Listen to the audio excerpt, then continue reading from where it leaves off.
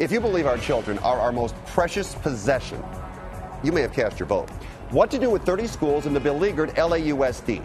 Parents, students, and anybody they could round up voted on how 18 underperforming schools and 12 new campuses should be run.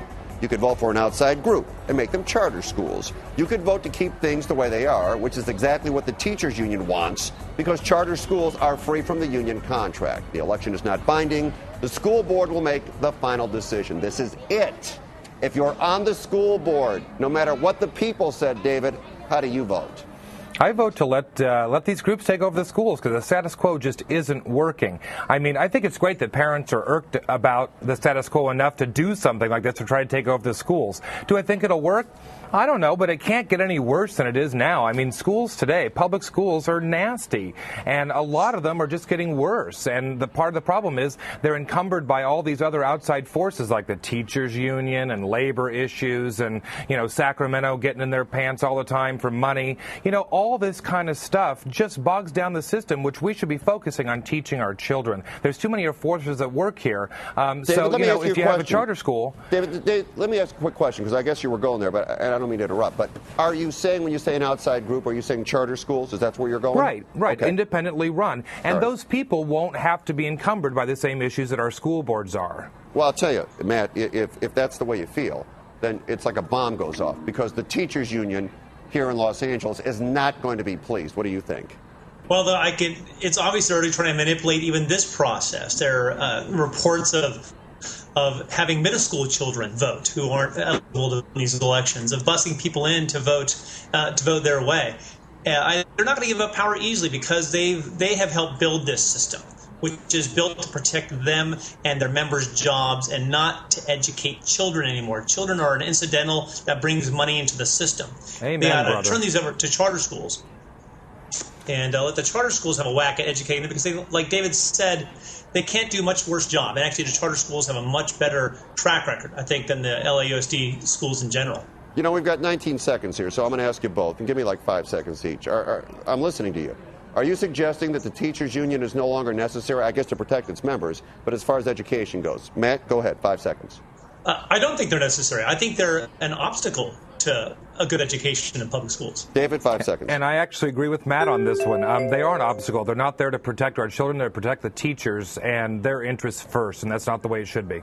Okay, now a politician that apparently needs to be protected. Politics is a nasty game, not for the faint of heart. The question, does Republican gubernatorial candidate Steve Poizner have the heart? Poizner is charging potentially criminal intimidation tactics against the campaign of opponent Meg Whitman, who could buy and sell everybody. Poizner's camp received an email from Whitman's camp suggesting that Poizner pull out, and if not, they could spend $40 million, quote, tearing Steve up if we must, unquote. Poizner also claims that in another email, they would put Poizner through the wood chipper, I should say, if he didn't drop out. I seriously doubt they were going to physically put him through a wood chipper or tear him apart limb from limb. Should Poizner have made this public, and does he have what it takes to stay in the game, Matt?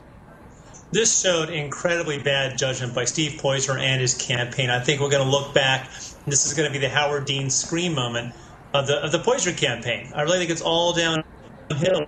What he should be doing is here, spending the money he's putting into his campaign and talking to voters, and then maybe he wouldn't be 30 points behind Meg Whitman. But to go up and act like a victim, and not only to complain about behind-the-scenes hardball, but to bring in the U.S. attorney and the FBI, he already kind of comes across as sort of the school geek, and this just really reinforces that image. It's like he's going to the high school principal saying, hey, these guys are picking on me. The school geek.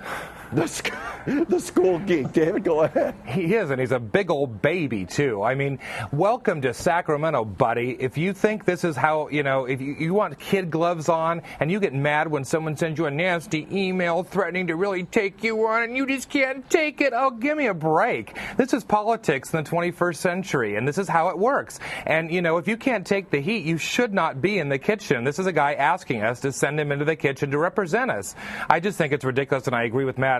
This is a terrible move on their part, and to think that anything in that email could have been criminal is just laughable. I mean, poor Steve Poizner, he must be sitting back just mortified right now because this is totally backfired. Matt, I'm going to wrap it up with you, and you made the comment earlier. Here's the thing. I mean, he has advisors. He's in public office right now.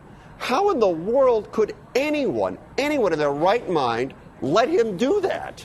That's the mystery. I think I have to believe some of his campaign staff advised him this is a bad idea. And ultimately, Steve Poizner made the call to go out and have that psychotic press conference where he just had this meltdown. And how, if he can't deal with that, like David said, how is he going to go to Sacramento and stand up to the public employee unions, to the Trout Union Bar, to the Indian lobbies, to any of the other special interests that run state government?